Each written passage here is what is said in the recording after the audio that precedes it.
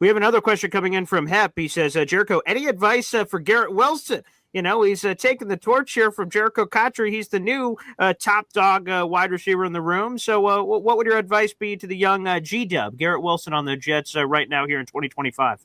Yeah, just stay on that grind. You know, he's a fantastic player. Everybody knows it, right? So his opponents know it. You know, even if he's not, you know, in the conversations, you know, when people talk about the top receivers in the league, you know, top 5 or whatever.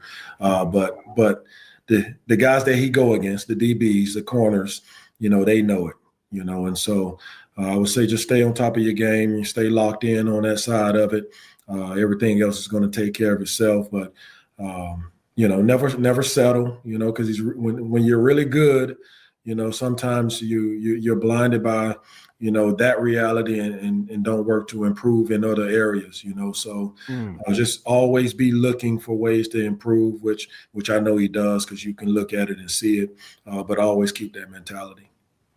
Let me ask you, Jerricho, because Garrett, you mentioned, and I agree with you, Garrett Wilson does not get considered when we're talking about, and media analysts are talking about the top receivers in football. Garrett Wilson does not get that love. And what a lot of people say is, well, he's played with 8 different quarterbacks in his 3 years in the league. It's not his fault that he's not getting more love.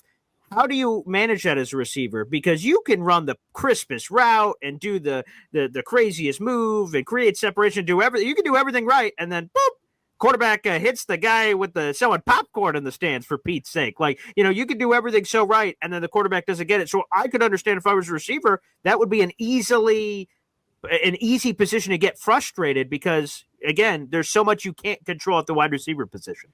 Yeah, and in that instance, you just got to block out the noise, you know. So because from the outside looking in, you know, you're going to hear media, you know, speak about, you know, him not getting catches or, you know, him not having the yards that other guys have and all of those things there.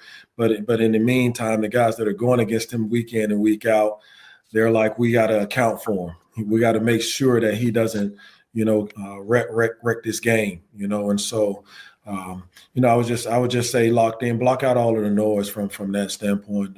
But, you know, you can't control any of that, you know, but he is a fantastic player for sure.